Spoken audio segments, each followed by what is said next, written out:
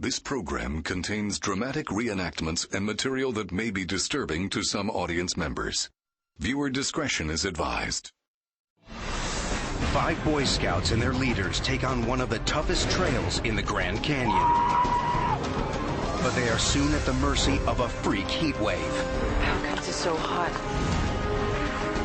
As their water runs out. Is that it?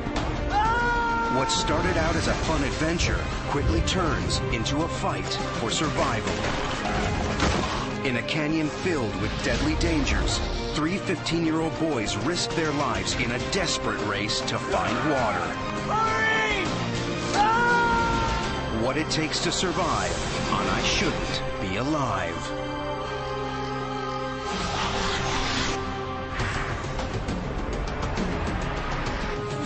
I'm not just gonna sit here and die.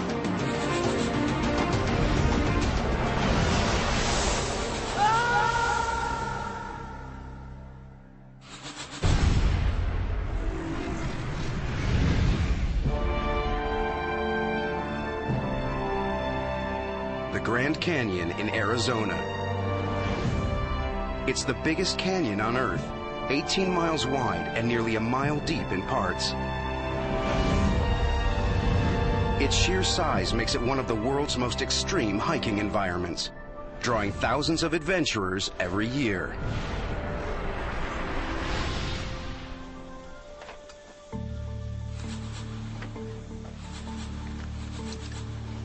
After camping out for a night close to the canyon's north rim, 5 Boy Scouts from Utah are about to make their very first descent to the bottom of the canyon. 3 of the boys are close friends. Is that bacon? Yeah. 15-year-old Mark Coons has been a scout for 4 years. You're done with some of that this morning. I was saving it for big breakfast tomorrow. Scouting was really a big thing for me. I'm an Eagle Scout, which is the highest rank in the Boy Scouting program, and so it's meant a lot in my life. Mark hangs out with Jordan Weinegar, who goes to the same high school in Bountiful, Utah. Every one of us boys, we'd grown up in the same neighborhood, gone to school together, and so we were excited to spend some time to bond and to have fun with each other. It's still kind of heavy with all this water. Nah, it's all that bacon I'm hearing about. First rule of hiking, always be nice to the guy carrying the breakfast. It's a good point, Mark. Maybe I should take that back. Dream on. Making up the trio is David Phillips. He's the most experienced hiker of the 3, and he's also the joker of the party.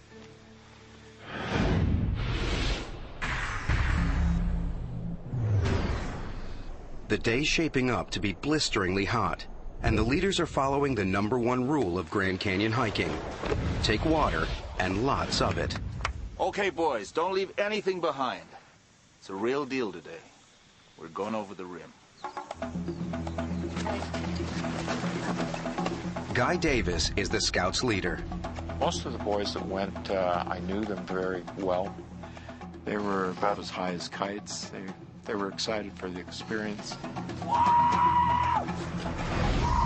I still remember my first time in the canyon. Veteran hiker Lauren Pace is in charge of navigation. Earl, how you doing? And he's also brought his brother Earl along. The group has already hiked 3 hours cross-country to their first night's camp. Today, they'll make their descent following the unmarked Little Nankoweap Creek. It's a tough hike with steep descents that drop 4,000 feet down to the Colorado River. There they'll fill up on water and take an easier route back up. The group should be home inside of 7 days. After a couple of hours hiking, the boys reach the canyon's north rim. When you walk around that corner and you see a huge panoramic view of cliffs, that go a mile down, there's nothing like it.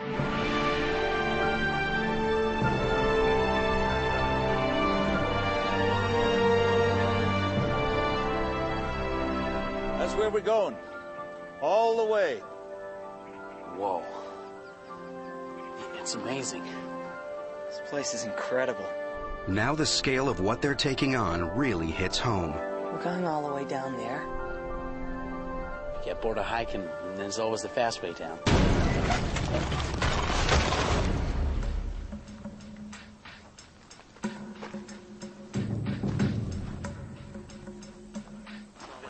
An hour later, the group reaches the end of the official route. From here on, they'll be off trail all the way down. The trail ended, and then it got very rocky. That's when we saw the difficulty of what the hike was going to be. Jordan's right to be wary. Every year, some 300 hikers get into trouble here, and about 200 of them have to be airlifted out by rescue services. Around 10 more aren't so lucky and die here.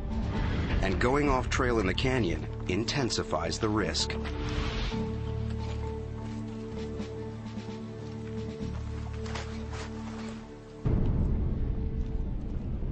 Yep, this is it, fellas. The big chute. The chute is a rocky gully over a mile long, an extreme descent over boulders, loose rock, and gravel. Immediately, Jordan sees how tough this will be. It was turning into a hike that, was getting a little more dangerous. The group has no radio or cell phone. If anyone gets hurt, they're on their own. It was really steep.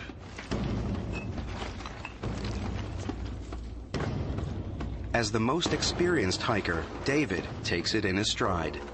Pack's off, guys. Mark is a little more cautious.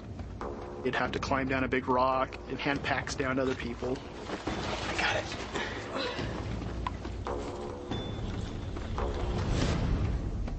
So at that point, it wasn't just a hike, it was more of a climb.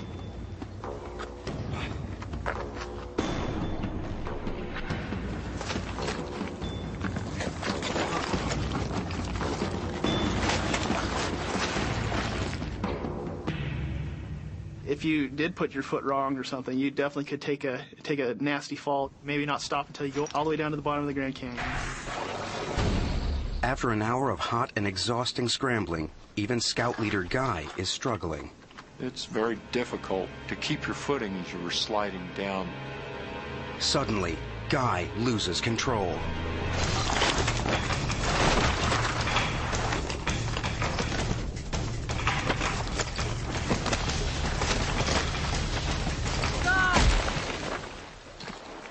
You okay?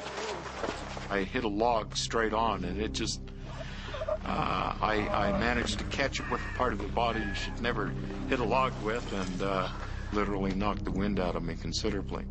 You okay to stand? Well, let me take this pack. 3. As bad as it looks, Guy's lucky. It could have been much worse.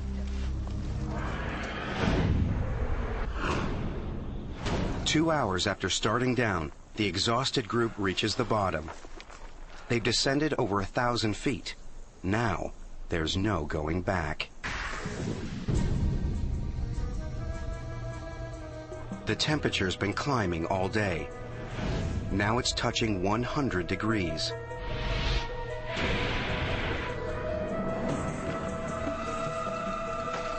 It's not long before the burning sun starts to take its toll. How comes it's so hot? It's gotta be a freak thing. It'll be cooler tomorrow. But it won't be cooler tomorrow. Above the group, a massive area of high pressure more than 1,000 miles across has been building for days. It's sending temperatures in the canyon rocketing. And the route down to the river takes them across one of the canyon's most exposed areas. This is when we realized that we don't have any shade. We're not going to have any shade from now on. There's nowhere to hide. It's constantly beating down on you. That's just draining us and dehydrating us. Just over a day into the hike, the heat and the exertion are taking their toll on the group's most precious resource. We were alarmed. We were going through the water as fast as we were. They've already used up 3/4 of their water.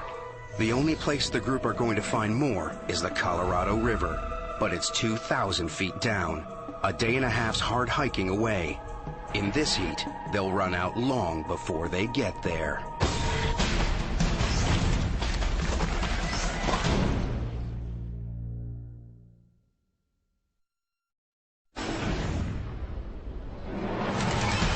Boy Scout troop is caught in a freak heat wave in the Grand Canyon. They're off trail, their water supplies are running out fast, and the Colorado River is more than a day's hike away. As we were hiking, that's all we could think about was the river, of getting to the river. But the boys are about to find out that blistering heat isn't the only hazard they face. Dave, don't move. You got a scorpion on your back. One sting could immobilize Dave and make reaching the river even tougher. Careful.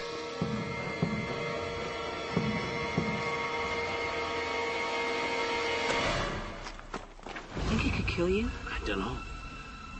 I don't really want to find out. It's a reminder of just how hostile the canyon is. Aside from scorpions, there are thousands of rattlesnakes. Stepping on one is all too easy. If anyone got bitten, they could die before they make it to the hospital. Come on, let's go.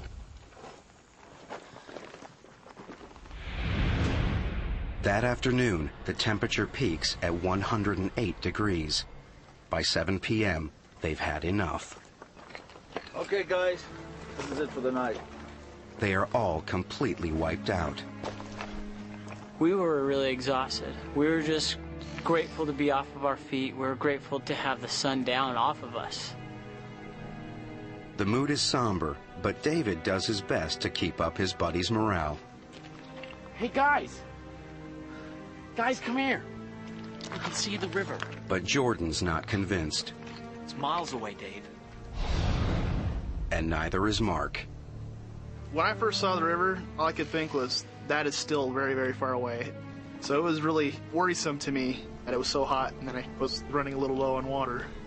Just think about running to that river and drinking pints of icy water. A couple of hours in the morning and we'll be there.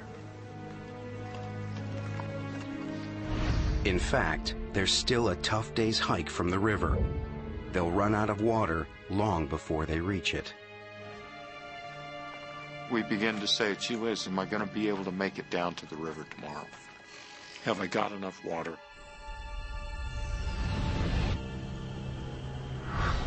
Definitely that night I was starting to feel a little shocked and surprised that something I thought would be so fun was starting to turn into something that was so scary.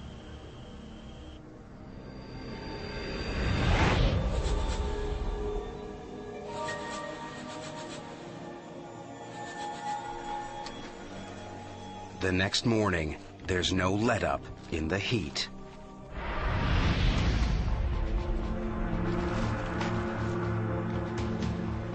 We could feel our bodies were dehydrating. We could feel the heat. Their bodies are sweating out up to 4 pints of water an hour and dehydrating fast. This will make their brain cells dry up, causing poor judgment and eventually triggering hallucinations. And as fluid is lost from the bloodstream, blood pressure will drop, making them dizzy and liable to pass out.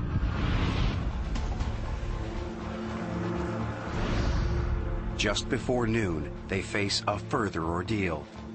Another grueling descent down a treacherous chute.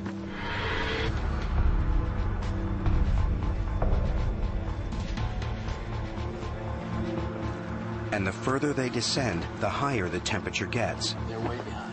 A full degree hotter for every 200 feet down.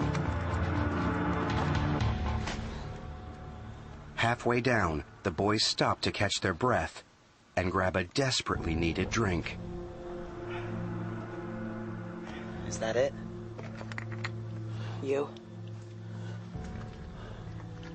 Not a drop.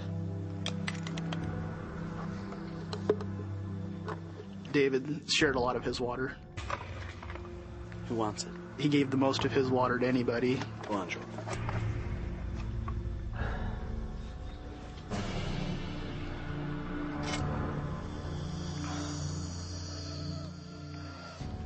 Thanks.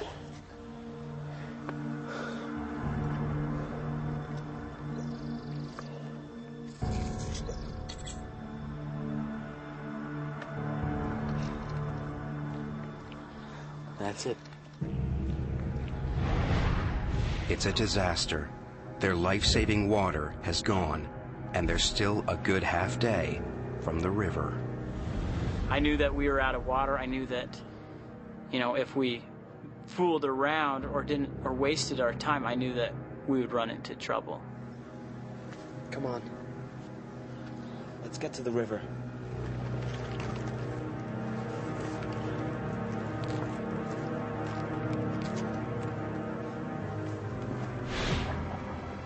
Guy is struggling most in the unrelenting heat.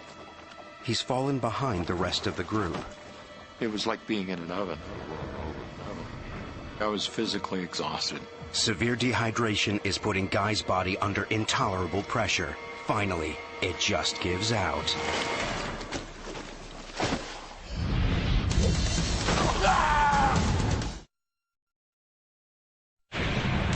A group of Boy Scouts hiking the Grand Canyon have run out of water during a freak heat wave. And now, their leader has collapsed.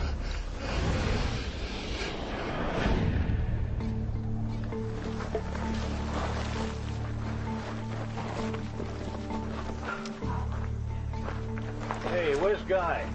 By the time the group notice he's not with them, they're hundreds of feet further down the chute. Guy! I need some help up here! Can't you get down? I can't. I gotta take a break.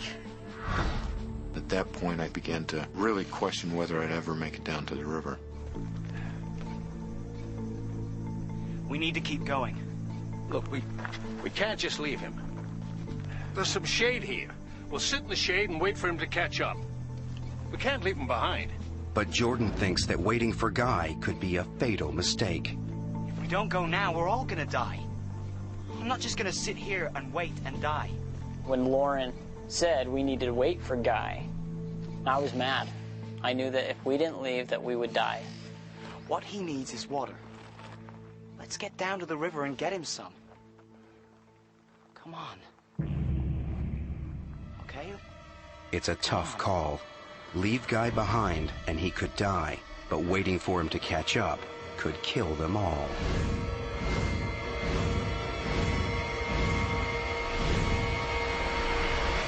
Okay.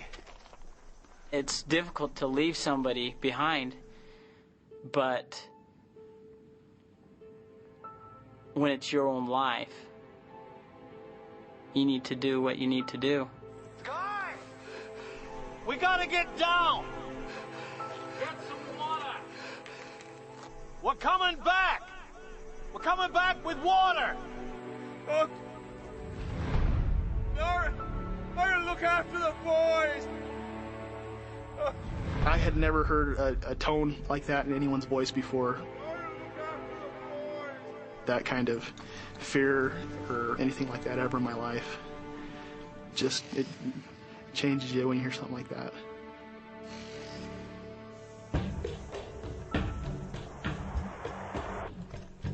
Two hours later, the whole group is desperate for water. Anybody got any water left? No, I'm out. Then, Lauren remembers something that might just save their lives. Hey, wait a minute. Wait a minute. There's a creek runs up there. Half a mile along the ridge. There was water in that creek last June. I'll go. David volunteers. See trees along the creek bank, okay?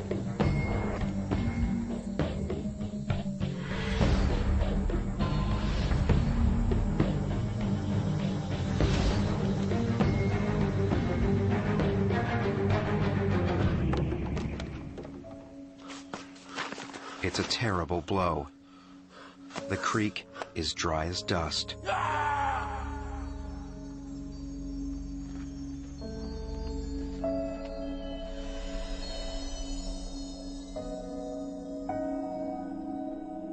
Hey, Mark. Mark, wake up. Wake up. There was nothing there. Just an empty riverbed. It was very difficult We had no idea where water was, how we were going to get there, when we'd get there, or how much longer we'd last.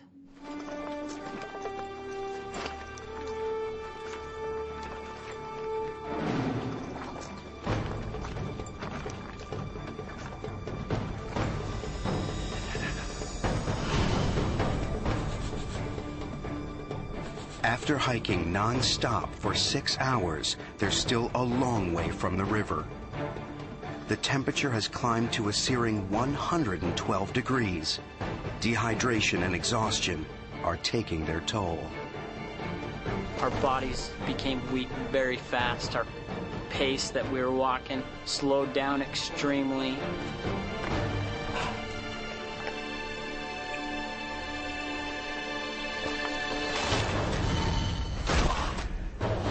"71-year-old Lauren Pace has had enough."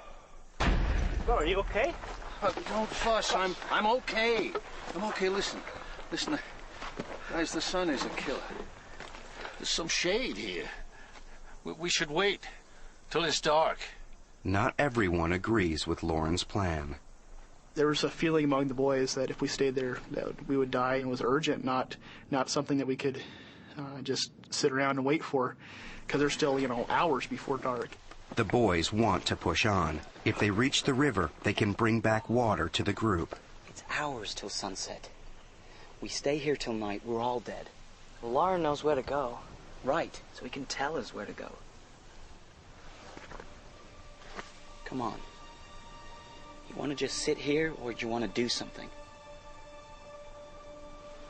Let's do it. Mark? Okay. It's a momentous decision for 3 15-year-olds. Lauren, we need to go on. You shouldn't travel in this heat. We're going. When we left Lauren and Earl under that rock in the shade, it didn't feel like even a decision at all. It was more like, we have to. Armed with directions, the boys head out. They're on their own.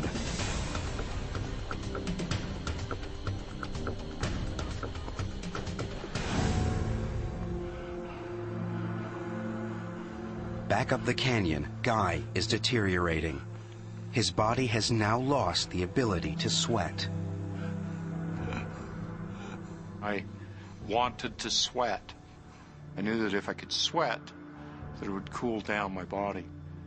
And I physically tried to will myself to do that, and I couldn't do it. Dehydration is sucking fluid out of Guy's bloodstream. In a desperate bid to keep him alive, his brain shuts down blood vessels just beneath the skin's surface, cutting off the fluid supply to his sweat glands. Without the cooling effect of sweat, Guy's temperature could get dangerously high. If it reaches 108 degrees, his brain will begin to die. Come on, guys. Lauren is worried about the 3 boys hiking alone and sends his brother and the other scouts after them. But the 3 boys are already way ahead. We were hiking for hours and feel like we weren't any bit closer. It just seemed like we were never gonna get there. They're desperate to reach the river. They just need to find the way down.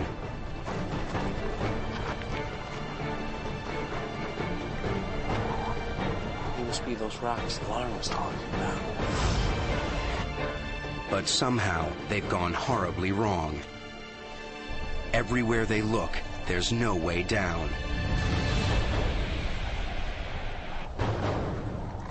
Just a sheer 200-foot cliff.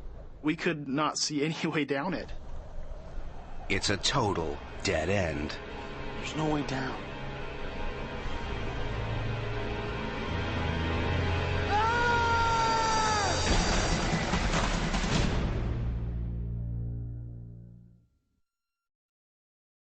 Boy Scouts David, Mark, and Jordan are in a desperate race to reach water, but they've run into a dead end, a sheer 200-foot drop.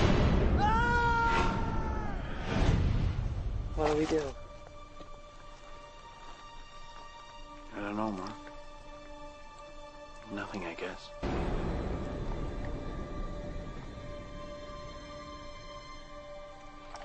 The river's out of reach.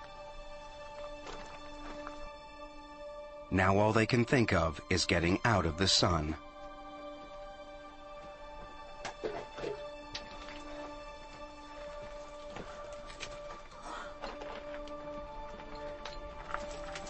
The boys are now certain they face a slow and painful death from dehydration.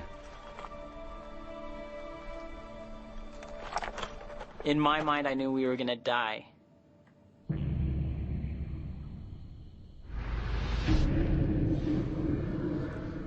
You're weak, your body hurts and aches, you have headaches. I just remember not knowing if I'd ever get up from that position. I remember that could be the last place I'd be, is under that rock.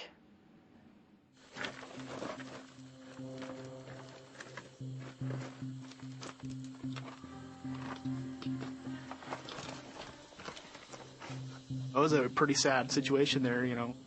And I was almost turned 16. I wasn't going to get to drive or anything. You know, you think about your family, that you're not going to see your mom again or your dad, and it's really sad.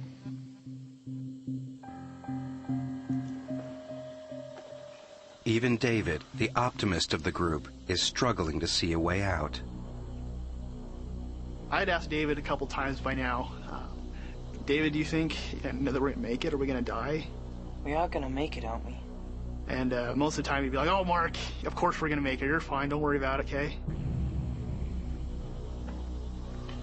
I think we might die here. This was the first time I heard David say, you know, Mark, I think we might. I think we might die.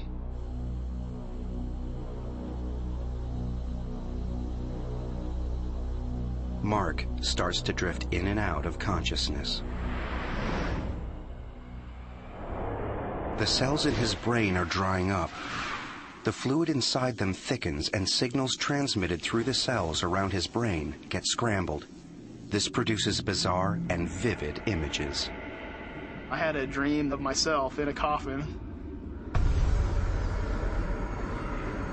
You know, my family walked by, but my littlest brother just broke down in tears, covered his eyes.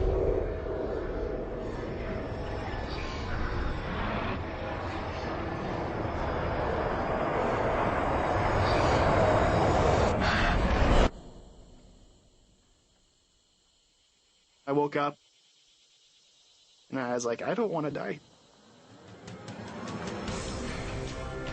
Mark's disturbing dream spurs him into action. He makes a dramatic decision. In a last-ditch bid to reach the river, he's going to try to climb down the 200-foot cliff. I had no idea where I was going, and I'm not a mountaineer or anything like that, but I decided we can't stay here.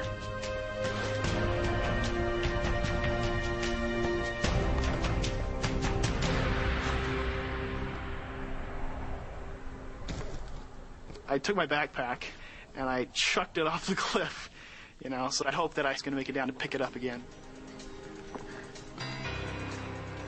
Mark threw his backpack over and said, you know, this is what we need to do. Trying to climb down the cliff without ropes and in his weakened state is near suicidal. But Mark's made his mind up. He's going to get down or die trying. Come on, guys. We gotta do it.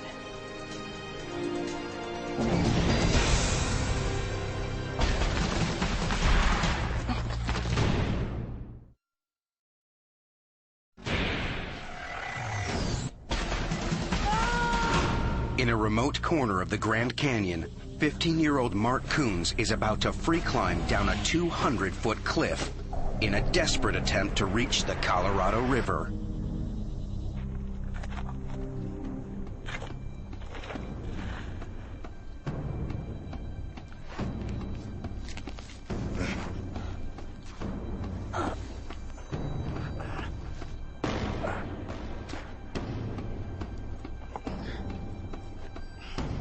Even for experienced climbers, this would be a dangerous descent. But Mark has no ropes and has never rock climbed in his life. A fall from this height would kill him.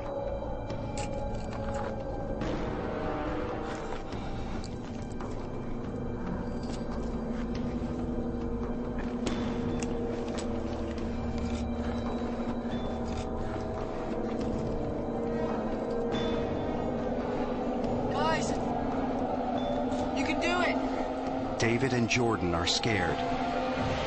But if they don't get water soon, they'll die. Come on. I thought we were going to die anyways. To me, death was going to happen. And so it seemed like anything would be better, even if it was a ridiculous plan.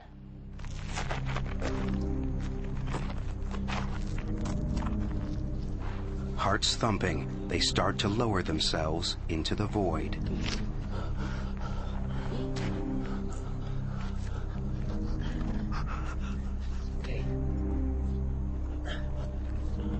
Then, Jordan is hit by a chilling realization.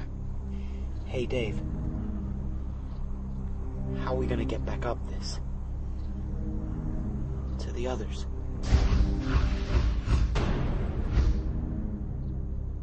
We knew that it would be too difficult to get back to the top of that.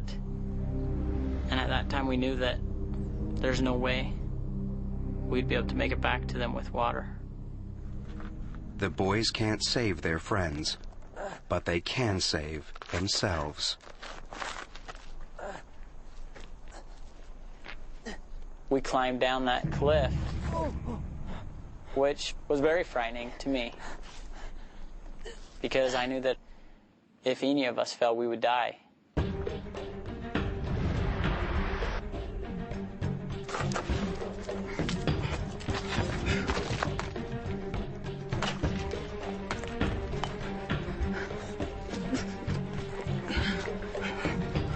The boys use every crack and crevice they can find to hang onto the cliff face.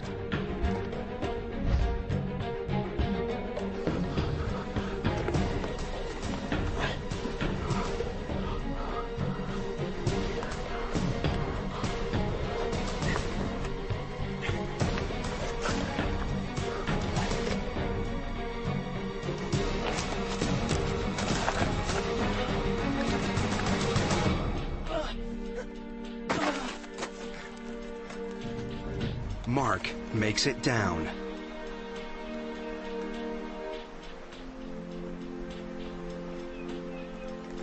Hey! I can hear it! The river! But David is in trouble. You okay, Dave? My eyes are going funny. Problems with eyesight are an early symptom of heat stroke. David needs water fast.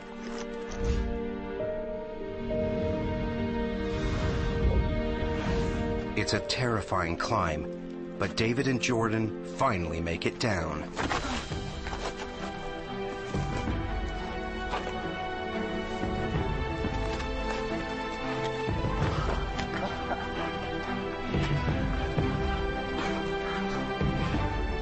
The three friends have pulled off an incredible achievement. It was a sheer cliff that I couldn't do again. I think we were all amazed that we were still alive, I guess. At last, the river is within reach. But higher up the canyon, Scout Leader Guy is losing hope that help will ever come. Then, just when he thinks things can't get any worse,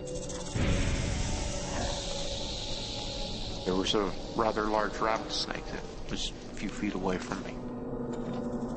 the western diamondback rattlesnake is one of the most aggressive snakes in the U.S. An adult has enough venom in its body to kill up to 10 people.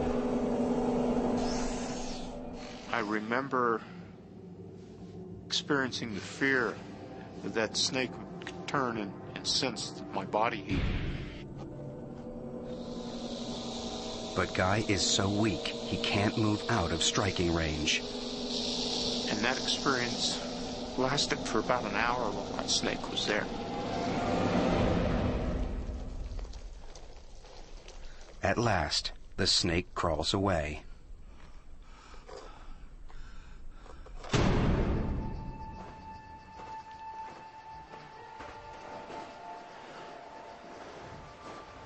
The boys have struggled on for an hour, but they still haven't reached the river. We could hear the water, and it seemed so close. But as we go around one corner, and then the next corner, and then the next corner, you know, each corner we thought it was the next one, and it wasn't.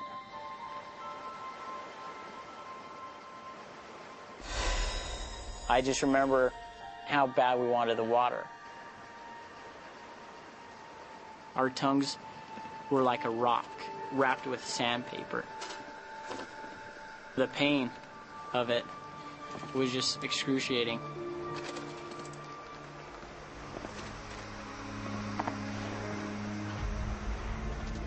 I remember Dave complaining about his vision. Come on, Dave. We're nearly there. And he was shaking. All of us were.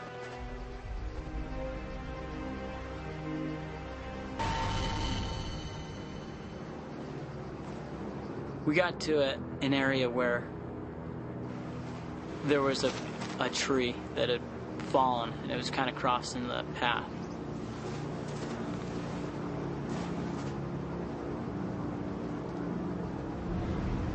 David was leaning against a tree, and I was like, hey, we're almost there, guys. And at that point, David collapsed. David? Dave? You okay? Me and Mark went over to him. Dave.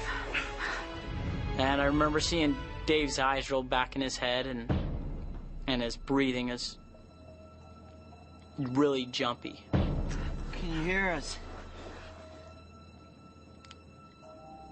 And I just knew that we were in trouble. David is suffering severe heat stroke. The only thing that can help him now is water.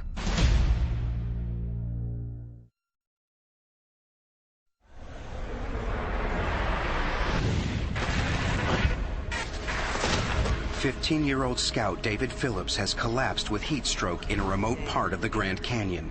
His friends Mark and Jordan are desperate to save him. Say something, David. I'd taken first aid merit badge, as a scout. David? They train you for extreme situations like this. I knew it was very serious. Hey, Jordan, you gotta get to the river. Bring back water. I'm gonna get you some water, all right? Jordan races towards the sound of the river. And as I went around the first corner, I could see the water, and it was about 100 yards away.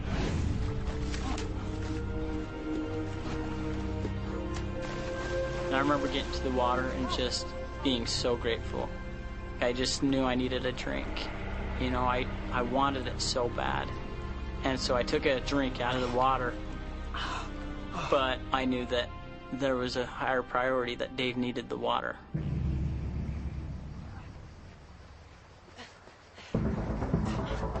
At last, they can give David the water he so desperately needs. Why isn't he swallowing it? But David doesn't seem able to swallow it. His friends are frantic. Pour it on him. So the next thing we could think to do was to pour it on him to cool him off. Come on, man. I'm out. I'll go. Are you okay? Hurry! I got to the river. And I took my bottles and I was filling them up and drinking a little bit. And when I pulled up the water bottle,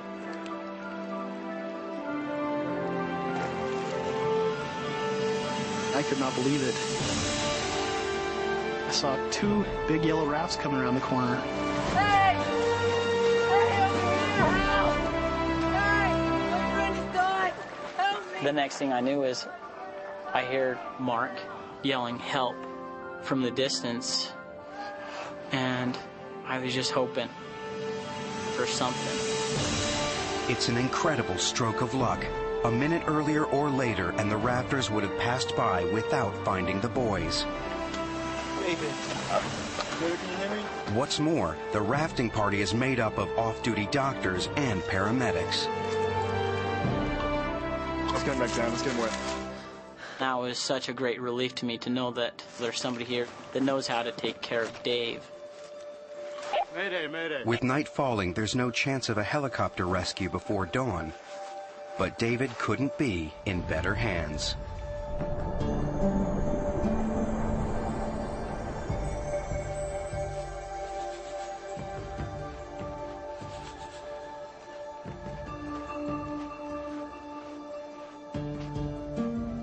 Seemed forever that they were working on him, not knowing if he's gonna make it, not knowing if he'll die. Still hypothermic.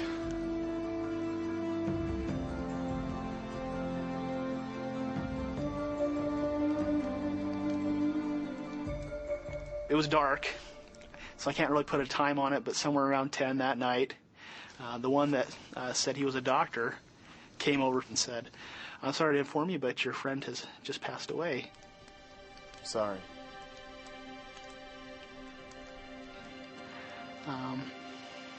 And it was a hard experience.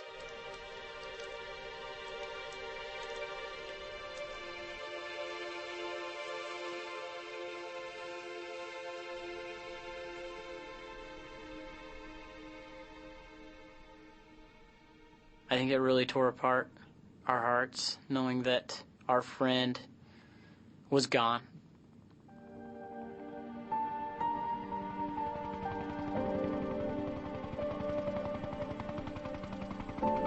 At dawn, helicopters locate the rest of the group. They have all survived, but they quickly learn the news about David. It's so weird, and it changes your perspective on death when someone you know and someone you've seen and been with an hour before, or a couple hours before, and was vibrant and wonderful and happy, and then he's gone. 10 years on, Jordan is a policeman in Utah, and Mark is training to be a dentist. They are still good friends. Neither of them will ever forget their good friend, David Phillips, and both men stay in touch with David's family. A police report on the disaster gave a finding of accidental death.